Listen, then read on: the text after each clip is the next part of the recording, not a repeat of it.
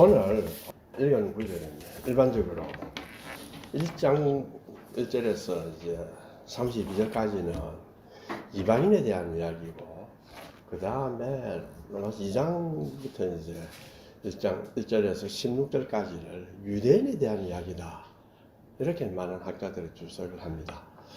그래서 제가 이제 그걸 찾아보다가 아주 복음주의 신학자 존 스타트하고 또 더글라스 무 좀 다 달라요.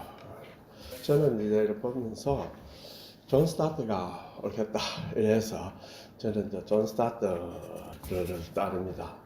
오늘 읽은 구절을 보면요, 1장 18절에서 32절은 3인칭 복수를 사용합니다. 그들은. 그런데 2장에 올라오면 이제 2인칭 단수를 사용합니다. 내가 핑계하지 못한다. 영어로 보면 you therefore have no excuse. 내가 핑계하지 못한다. 이 내는 2인칭 단수예요. 내가 같은 일을 행한다. 이제 이 변화는 바울은 그의 주의를 다른 그룹의 사람들에게 돌리고 있다는 걸 이야기합니다. 이 2인칭 사람은 누구냐 할 때 이제 로마 기독교인을 주로 지칭합니다. 그 기독교 안에 보면 유대인이 있고 이방인이 있고 다 있죠.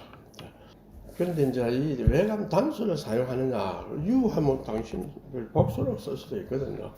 그런데 이거는 보니까 바울이 대중적인 고대 문학의 형태를 사용하기 시작하는데, 연설자나 작가가 그의 청중들로 하여금 자기 자신과 다른 관점의 대표 사이에 자기와 자기 자신과 다른 관점을 가진 대표 사이의 토론을 듣게 하는 방식으로 해서 이제 사람을 가르칩니다.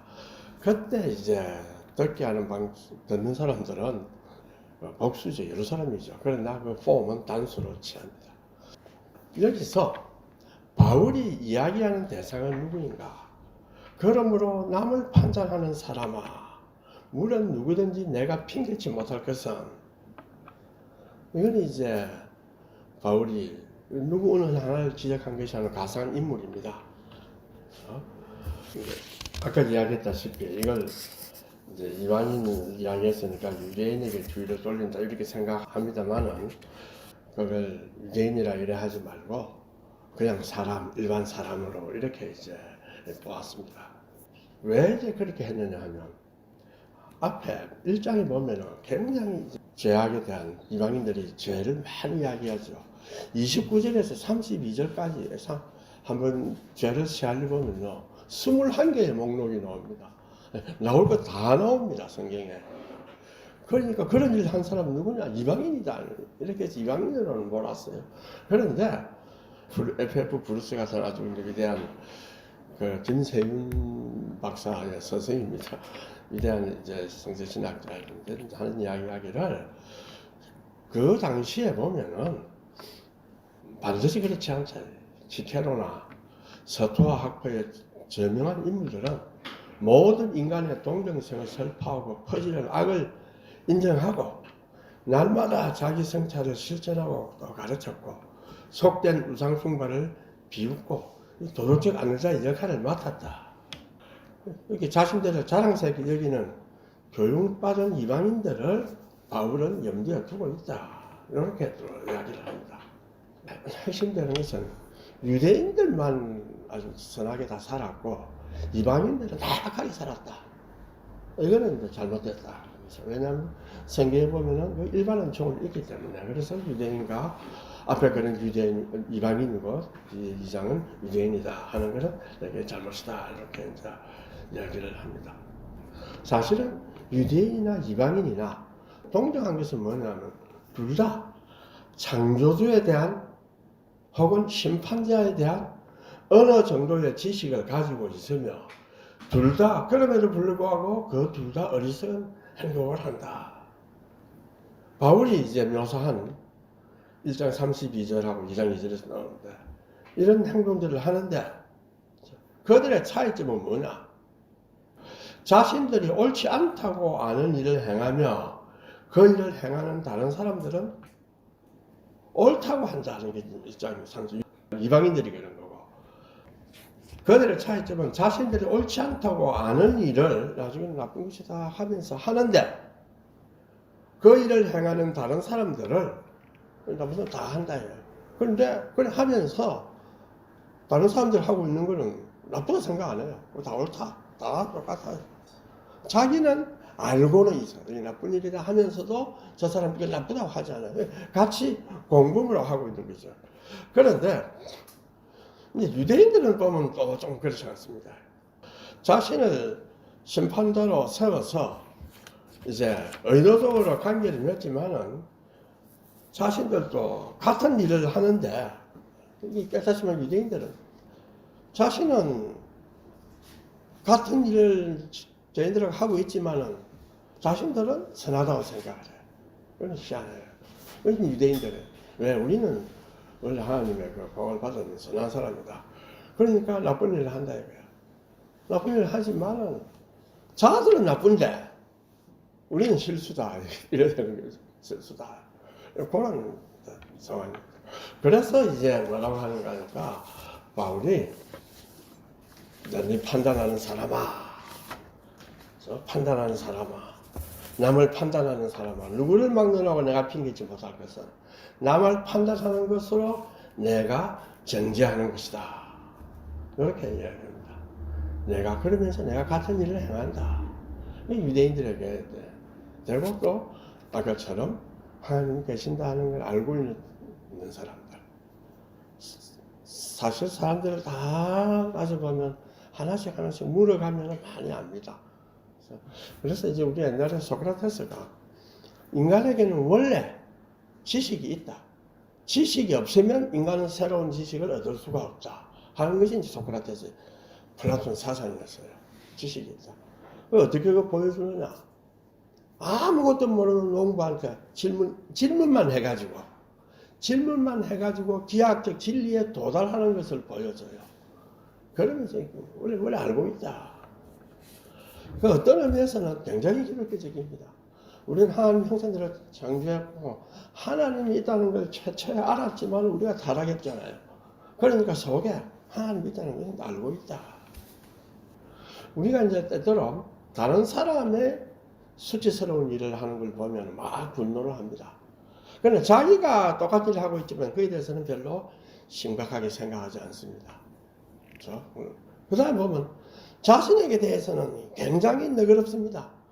나는 왜 이렇게 하느냐? 나는 왜 이렇게 어느냐? 나는 왜 이래 나쁜 잘못된 짓을 많이 하느냐? 거기에 대해서는 이유가 다 있어요. 난 다 알고 있는데 어쩌면 실수해서 그렇다. 아니면은 뭐 상황이 좀 그래 돼서 그렇다. 저 같은 경우는 몸이 좀 안 좋아서 그렇다. 이래가지고 잘 듣습니다. 그러나 타인이 하면은 이러한 상황에 대해서 우리는 그냥 하나의 사건 막 그런 다 하는 게 아니라 이것이 아주 인간 본성에 있어서 중요한 요소라는 것을 어쩌면 도덕적 고개라고 부를 수 있는데 이러한 요소라는 것을 17세기에 토마스 홉스나 프로이드나 다 이야기를 합니다. 토마스 홉스도 다른 사람의 불완전함을 알아내므로써 자기 자신을 유리하게 만들고야 하는 사람들, 남을 불완전하게 자꾸 다른 사람은 뭐가 못하고 하면서 자기는 유리하다. 이렇게 하면 뭐가 되느냐 하면은 죄도 지을 수도 있고 자기 자존심도 소유할 수 있습니다. 이거 동시에 보유합니다. 얼마나 편리한 장치입니까? 남을 나쁘게 대하고 그러면서 자기에 대해서 너그럽게 대하고 자기에게 너그럽게 대하는 건 죄를 많이 질 수 있다는 소리고 남을 약하게 대함으로써 자기 자존심을 살린다 이게 둘 다 보유하려고 한다. 여기 이제 홉스도 이야기해요. 프로이드는 이게 인간의 투사다. 인간은 자신을 너그럽게 대해서 자신을 이제 여러 가지 잘못이나 이런 걸 보호하려고 한다. 이게 투사다. 근데 바울은 이제 이걸 피할 수가 없다. 하나님의 심판을 바울은 그걸 피할 수가 없다. 이렇게 이제 바울을 이야기합니다. 하나님의 판단을 피할 줄로 생각하느냐? 그렇지 못하다. 그러면 자 여기서 보면 너 판단하는 사람아 네가 그래 남을 판단하는데 너는 판단 안 받을 줄 아느냐? 그런 녀석가 들어있어요. 자, 그렇게 되면 야, 판단하지 마라 말인가? 내가 완전하지 않으니까 저는 판단하지 마라 말인가? 남에 대한 비난과 책망을 다 포기해야 되는가? 이렇지 않습니다. 이건 그런 뜻은 아닙니다. 남에게 높은 기준을 달고 자기에는 느슨한 기준을 적용하는 것에 대한 이제 비판입니다. 그래서 우리가 4절에 한번 보면요. 4절을 봅시다. 내가 하나님의 인자하심이 너를 인도하여 회개하심을 알지 못하며 그의 인자하심과 용납하심과 길이 참으심이 풍성함을 멸시하느냐. 자, 4절을 보면은 나 죄를 많이 짓고 잘못이 많이 있는데 하나님 징벌을 안 내려요. 우리가 좀 잘못하고 나면 이거 잘못했기 때문에 무슨 생기는 거 아닌가? 안 생겨요.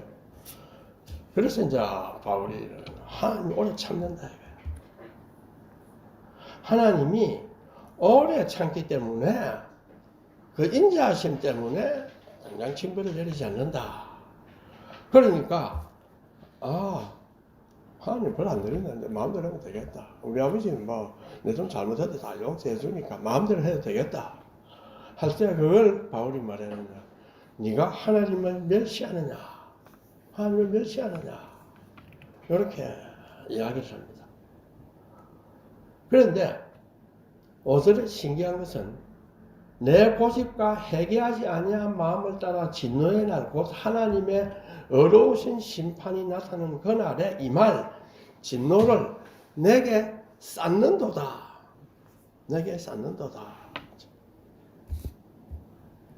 그 말은 그게 다 드러난다는 소리입니다. 우리가 행위대로 갚은다. 그게 이제 불교로식으로 하면 인과응보입니다. 불교는 보면요, 철저하게 인과 원칙으로 되어 있어요. 그러니까 인과응보가 하려면요, 인과응보를 완성시키려면 어떻게 해야 되느냐? 세상에 끝이 있으면 안 됩니다.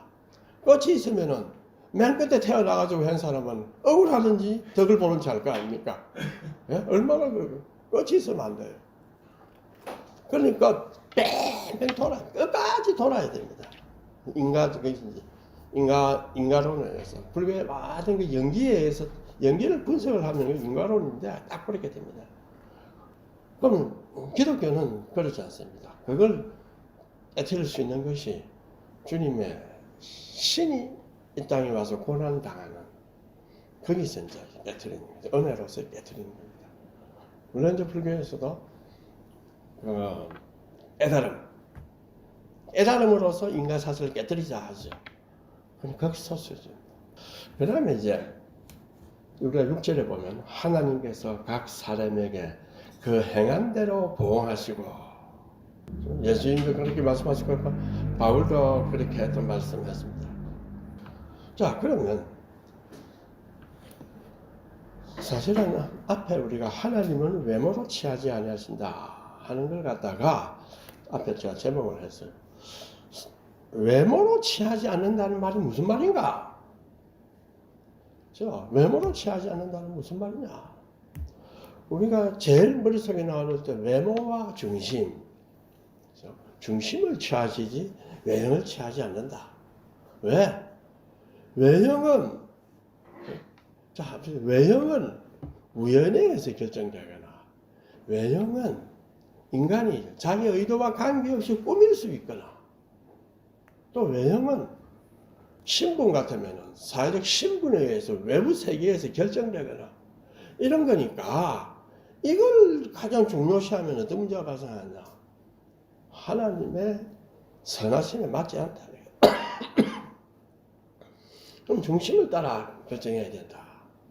외모로 보지 않는다. 중심을 따라 결정. 마음을 보고 결정하느냐. 이 앞에 나중에 나옵니다. 9절까지 보면 악을 행하는 각 사람에게는 환난과 공고가 나타나고, 선을 행하는 각 사람에게는 영광과 존귀와 평강이 나타난다. 딱 인과색이 되는 거죠. 악한 자에게는 악이 나타나고, 선한 자에게는 선함이 나타난다. 악한 자가 외모를 잘 갖고 왔다 해서 표현 안 나게끔 잘 표시했다고 해서 악한 자가 훌륭해지거나 그렇지 않다. 딱 그래서 하나님이 외모를 취하지 않으니라. 이는 하나님께서 외모로 사람을 취하지 아니하신다. 그 말은 하나님께서는 이때는 외모로 취하지 않는 뜻은 하나님께서는 사람이 자기 행한 대로 갚는다라는 그런 뜻입니다. 하나님이 행한 대로 갚는다. 그러면 당장 아니 1장 16, 17절에서 뭘 했습니까? 구원이 선행으로 날 수가 없다 이거야. 왜? 어떤 육체도 뭐라 했습니까? 어떤 육체도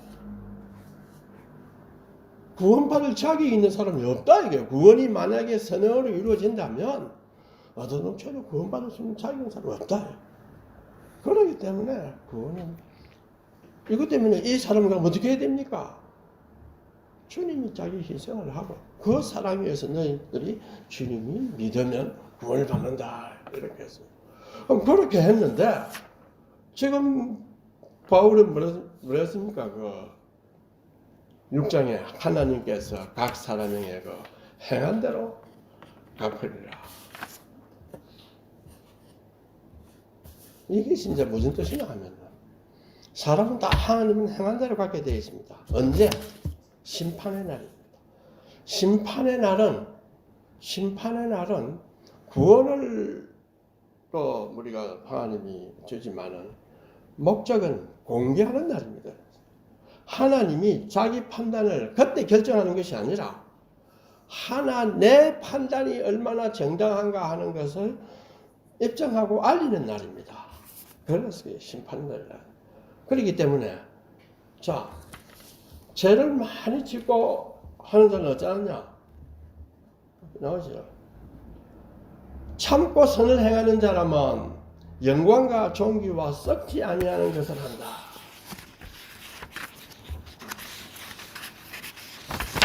영광과 그리고 당을 지어 진리를 따르지 아니하고 불의를 따르는 자에게는 진노와 분노로 하신다. 여기 뜻이 무슨 당을 지어 뭐 이렇게 하는 걸 보니까 이제 헬라어 단어가 있던데 주로 자기 중심주의자인가 알겠죠? 자기 중심적으로 사물을 모아가서 일하는 진리를 따르잖아요. 이걸 이제 당을 지어서 한다. 이건 노와 분노로 하신다 이 말은 하나님의 심판이 무시무시하게 쏟아 부어지는 겁니다. 그런데 영광과 존귀와 썩지 아니함을 구하는 자에게는 뭡니까? 영생으로 한다. 영생으로 한다는 게 뭐냐? 영생은 예수님 자신을 아는 것과 하나님 아버지를 아는 것이라 하는 것이 우리 영생입니다. 예수님을 알아가는 것과 하나님 아버지를 아는 것이 이것이 영생입니다. 여기에는 그럼 시간 컨셉이 없네. 그렇잖아요. 영혼이라 하는 어떤 형태의 시간 컨셉이 있어야 될 거 아닙니까? 그 시간이 공간이 아니잖아요. 어떤 형태든지 시간 컨셉이 이마에라도 있어야 돼요. 그 성령이 뭐랬습니까? 세상 끝날까지 가르친다.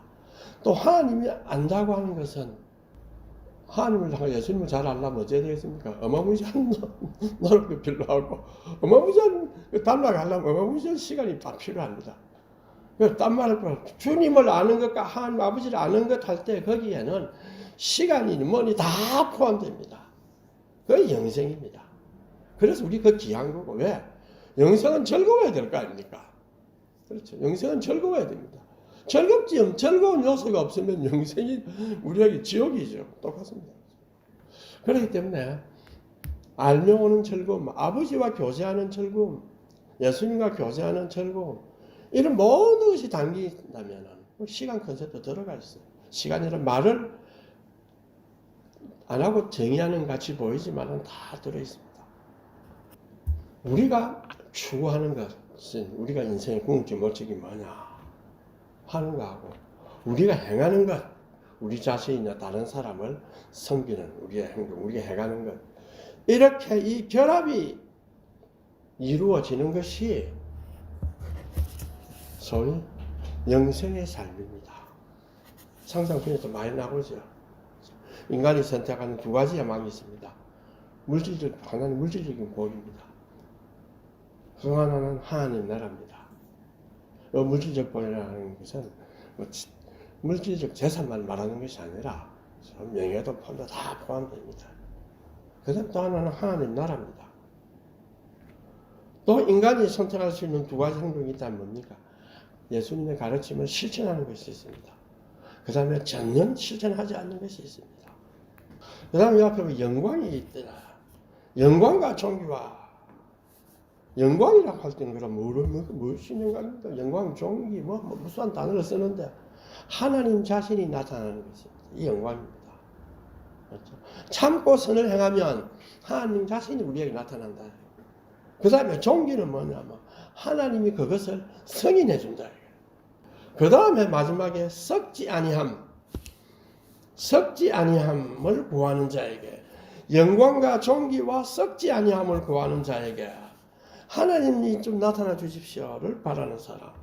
그 다음에 하나님이 내 하나님이 승인 받을 수 있는 일을 내가 하게 해 주십시오 하는 거예요. 그 다음에 썩지 아니한다는 말은 하나님의 인재가 주는 쇠퇴하지 아니하는 기쁨입니다. 이게 썩지 아니한다. 우리의 삶 속에 하나님이 임재하는 쇠퇴하지 않은 기쁨은 안 썩는 건데 되게 우리는 그렇지 못하니까 한때 기뻐했다가 싹 새어지고 한때 기뻐했다가 새어지고 이렇게 합니다. 그걸 우리가 구하려는 자에게는 하나님이 뭐합니까? 영생으로 하신다. 그런 자에게 하나님 자신을 아는 것과 하나님 아버지를 아는 것을 주시고 그걸 영원히 주신다. 영원하다. 영생으로 하신다. 그런데 악을 행하는 자, 악을 행하는 자에게는 악을 행하는 각 사람의 영에는 환난과 공고가 있으리니 먼저는 유대인에게요. 그리고 헬라인에게라. 이건 모든 사람에게 있는. 그런데 악을 행하는 각 사람의 영에는 나옵니다. 악을 행하는 각 사람들을 보면 구자로 잘 살고 좋은 옷 입고 다 살죠. 왜 하나님은 뭐라냐? 그 영에는 환난과 공고가 있으리라. 우리는 잘 몰라요. 좀 환난과 공고가 좀 있더라도 좀 잘 살아보자. 좀 더 물질적으로 축복받으면 좋겠나? 성경이 만약 진실을 이야기한다면 그렇지 않다는 거예요. 오히려 나 이게 다 싫다 이거야. 나 이게 다 싫다. 이게 다 싫다. 나 이거 환난과 공고가 내 영에서 좀 사라지게 해달라. 그 어떤 거겠습니까? 제가 이제 제 친구들도 보면은 제가 또 서울에 가보니까 소설을 제외하고는 다 부자입니다. 다 우리라는 사람은 아무리 어렵다는 사람도 상대가 안 될 정도로 다 부자입니다. 그러나 그 속을 들여다보면은 공고가 참 많아요. 많습니다. 공고가 더 많았으면 우리 같으면 공고가 더 많아야 내가 더 안정감을 얻지 않느냐 뭐 이런 생각할 수도 있는데 사실은 공고가 많아요. 세상에. 우리는 알 수 없습니다. 악을 행하는 각 사람에게. 그러나 성을 행하는 각 사람에게는 영광과 존귀와 평강이 있으리라. 영광은 뭡니까? 하나님이 나타나. 그런데 우리가 영광이 하나님이 나타남인데 선을 행하면서 하나님이 나타남인데 이걸 우리가 못 볼 수도 있습니다. 그냥 나 이래 행복한데 야 이 바보야 니 참 얼마나 행복하게 사는 줄 아나? 그래 알고 살아라. 지는 아니라 이런 거야. 그런 사람이 있죠. 우리가 가끔 야 니는 니 마누라 근처도 떠나지 마라. 니 마누라처럼 좋은 니를 행복하게 해주는 사람이다. 그런 소리 하지 마라. 딴 사람 다 그리 인정해요. 지는 안 그렇거든. 지는 안 그래요. 하나님이 나타나서 잘못하면 기합도 주고 하나님이 나타나서 인도도 해주고 그럼 인도해도 뭐 크게 내 뭐 부자되게 하는 대로 인도하지 않더라 이거야. 그러니까 하나님이 나타나 사는 것에 대해서 그걸 존중하지 않습니다. 그 다음에 아까 종기 이야기를 했죠. 하나님이 승인해 주신다. 그 다음에 또 하나가 있다는 것이냐, 평강이 있으리라. 평화가 있으리라. 앞으로 우리나라도 점점 평화를 갈구하는, 마음의 평강을 갈구하는 시기가 옵니다. 너무나 각자가 자기 의견을 많이 표출하는 시기가 되기 때문에 다 평강한 것이라는 게 오는 거예요. 제가 얼마 전에 이제 책을 읽다가 유대인들이 970만, 2세대 나기 전에, 학살 당하기 전에 970만인데 약 600만 죽였다니까 약 300 몇십만 원 남았어요. 근데 신들러 리스트라는 건 역사적 사실로 이제 거기 한 이야기들이 이렇게 나오던데, 유대인들이 어마어마하게 그래 죽는 것 중에 또 하나는 너무 뭐냐 합니까? 저항을 안 했다. 유대인들이 어쩌면 저항했으면 빨리 다 없어졌을지도 모르죠. 그런 이야기가 이게 쭉 나오는데, 아무도 그 600만을 죽이려면은 처음에는 총알로 쏘니까 총알이 너무 많이 들거든. 그리고 군인이 일하니까 어깨도 아프고. 그걸 어쩌겠습니까? 가스실에서 했어요. 근데 가스실에서 해도 문제가 뭡니까? 그거 다 치워야 될 거 아닙니까? 어마어마한 놈은. 불을 살리려고 하니까 공기도 나빠지고, 불 붙이는 또 많이 들고. 그러니까 또 땅에도 묻고, 온갖, 그걸 정리하는데도 막대한 고난을 주게. 그런데 그걸 사람들이 알면서도 숨기고 또 잘 모르고 이래가지고 우리도 지나갔습니다. 앞으로 세계는 점점 그렇게 될 수도 있어요. 그렇지 않니? 정말 이제는 어떤 목표를 가지고 자기네 삶을, 자기 해야 할 일들을 다 하지 않을 때는 그런 사건이 이제 터집니다. 유럽의 기독교가 1차 대전 날 당시는 거의 완전 거의 자유주의가 됐어요. 적어도 신학계에서는 자유주의가 됐습니다. 그러니까 1차 대전 참여할 때 그 대신학자들 하르낙부터 해가지고 그 대신학자들이 전부 도장 다 찍었어요. 1차 대전을 일으켜라. 말이 안 되는 소리거든요. 말이 안 되는 소리. 그러니까 갈발트가 와, 문화적 기독교다. 유럽은 문화적 기독교는 생명이 없다. 안 된다. 그래가지고 이제 자기가 저항을 했죠. 저항하면서 로마서 주석서를 써서 일작 시골교회, 그래서 20년은 됩니다. 시골교회 목사였어요. 조그만 목사였다가 거기서 이제 일작 세계적인 학자가 되고 신학을 다시 해야 된다. 이런 이제 부흥을 부르켰습니다.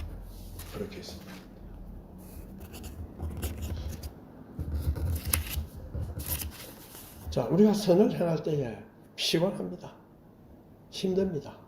그러나 성경은 각 사람의 영광과 존귀와 평강이 있을 것이다. 한번 생각해 보십시오. 자신을 돌이켜보면 분명히 발견할 겁니다. 나에게 영광과 존귀와 평강이 있었다.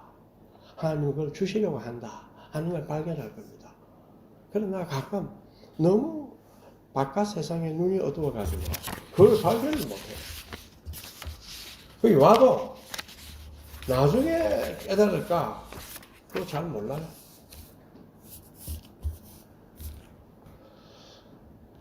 공개의 날에는 뭐가 필요하냐? 심판의 날에는 하나님이 심판하실 때에 그 심판을 입증할 증거가 필요하다. 심판날을 말하는 것은 그 공개의 날입니다. 입증할 증거가 필요하다. 그러면 그 증거가 뭐겠습니까? 우리의 행위입니다. 구원은 믿음으로 구원을 받지만은 심판날의 그 공개의 증거는 우리의 행위입니다. 그래서 야고보가 내 믿음을 보여봐라. 행함으로 보여라. 그렇죠.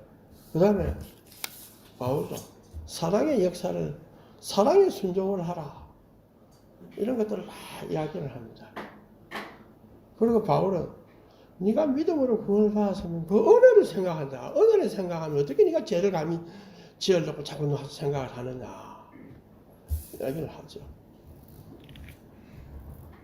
내가 행한 것이 예를 들어서 어떤 사람이 아팠다. 보니까 암이야. 하나님 믿음도 수술하다고 다 잘 나아졌어.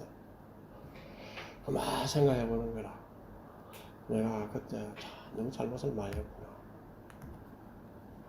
그래, 믿음으로 구원받는 거 아이가?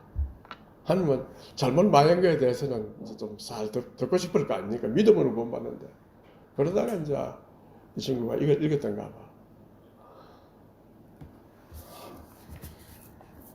그러니까 하나님은 행함으로 다 보응하신다. 하나님께서는 각 사람에게 그 행한 대로 보응하신다. 그랬으니까 뭐라고 생각했느냐?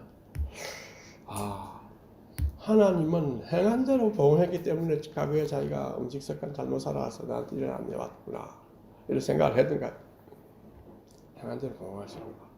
그러나 내가 하나님이 그 큰 사랑으로 나를 구원해 주셔서 이것을 깨닫게 했다. 다 행한 대로 보응을 받습니다. 그것은 우리가 인정을 합니다. 그러나 하나님의 크신 사랑을 받고 깨닫고 회개하고 하면은 하나님이 다 용서해 줍니다. 예수님이 다 하셨죠. 그러나 원칙이 있어요. 행한 대로 보응한다는 원칙이 있습니다. 그러나 회개하면 용서해 줍니다. 그러나 회개하고도 또 자꾸 반복하면은 모르죠. 이런 7번씩 용서하라 하셨으니까 진심으로 회개하는 자에게는 하나님 용서를 하겠죠. 그러나 진심으로 회개하는 자는 자꾸 반복을 안 하고 있습니다. 하나님께서 외모로 사람을 취하지 아니하신다. 한편으로는 좋은 것처럼 보입니다. 왜? 나는 외모가 보잘것없어요. 나는 가진 것도 적고 학벌도 적고 그러니까 아버지가 뭐 부자가 돼가 부잣집에 태어난 것도 아니고 외모가 별거 없어요. 이걸 안 보고 세상의 외모를 보는데 이걸 안 보고 내 중심을 보는데 얼마나 좋겠다. 그렇죠? 그런 점에서는 아주 좋습니다. 하나님, 사람은 외모를 취하지 않는다. 이 콘텍스트에서 1.11절 콘텍스트에서는 네가 유대인이라고 구원받게 해주느냐? 아니다 이거야. 하나님은 외모를 취하지 않는다. 그 당시 사상에는 신분이라는 게 엄청나게 중요하게 여겨요. 반란이 잘 안 일어나는 이유 중에 하나는 아무리 반란이 일으켜도 신분을 반론을 얻을 수는 없습니다. 이 신분들 사이가 안정되면 반론도 있을 수가 없어요. 그렇죠? 그러니까 신분이 높은 사람은 나는 신분 때문에 외모를 보는 걸 얼마나 좋겠어요. 그런데 하나님은 이때 내가 외모를 너에게 취하지 않는다. 한편으로는 큰 은혜. 우리같이 외모에 보잘것없는 사람한테 큰 은혜. 그러나 한편으로 신분을 강조하는 사람, 이런 사람에게는 뭐가 됩니까? 큰 벌입니다. 그렇죠? 큰 은혜가 아니라 경고지요. 나는 외모를 보지 않는다. 내가 행한 대로 나는 보응을 하지. 다시 말하면 나는 공평하다. 여기서는 외모로 사람을 취하지 않는다. 내 하나님은 공평한 하나님이다. 나중에 뒤에 나옵니다. 네 행한 대로 내가 갚을 것이다. 내 말을 잘 들으라. 이런 뜻으로 사실 저도 이제 제일 겁나는 것 중에 하나, 나 젊을 때는 뭘 안 했는데, 우리 고모 이야기 들으니 맨 마지막에 재판 받을 때 내가 모든 잘못 마음속에 드는 전부 다 쫙 드러나는데 전부 다 보고 있다. 자식도 보고 전부 다 보고 있다 이거야. 와, 이거 얼마나 창피하고 부끄럽겠나. 그럴 때 한 번씩 팍 들어요. 얼마나 창피하고 부끄럽겠나. 하나님은 외모로 사람을 취하지 아니한다는 말은 하나님은 공평하신 하나님이다. 네가 네 능력으로도 할 수 없으니까 네 힘으로는 구원받지 못한 주님께 믿는 자에게는 구원을 베푸시나. 그럼 구원을 베푸신다. 그러나 나는 모든 것은 네 능력에 의해, 네 하는 행동에 의해서 내가 보응을 할 것이다. 그게 공평하신 하나님이지. 만약에 그렇지 않는다면 공평하신 하나님이 될 수 없습니다. 이때 외모로 보지 않는. 그것도 우리가 명심해야 됩니다. 자녀를 교육할 때 이 점을 명심해야 됩니다. 그리고 더 중요한 것은 마음속에 네가 참된 사람이 되라. 참된 사람이 되라. 참으로 하나님을 섬기려고 애를 써라. 의심이 많이 생겨요. 그러나 시간이 조금 지나면 의심의 본질이 뭔가를 묻기 시작하고 의심의 본질에 대해서 이야기를 하게 되면 내가 하나님을 진심으로 섬기겠다 하는 것에 대해서 의심이 크게 작용하지는 않습니다. 그렇기 때문에 왜? 하나님이 거대한 걸 내 이성 속에 다 넣으려고 했던 것 자체가 뭡니까? 아주 젊을 때 호기심과 뭔가 사상을 알고 싶고 깨닫고 싶고 할 그때는 막 계속 의심해야죠. 그래서 지금은 그 위대한 하나님을 순종해야 됩니다. 그 은혜를 생각하고 살아가야 됩니다. 그때 하나님은 우리에게 그 진리의 방대함을 가르쳐 주시고 영광과 존귀와 영생과 평강으로 우리를 이끌어 가십니다. 마치겠습니다. 동생 기도하겠습니다.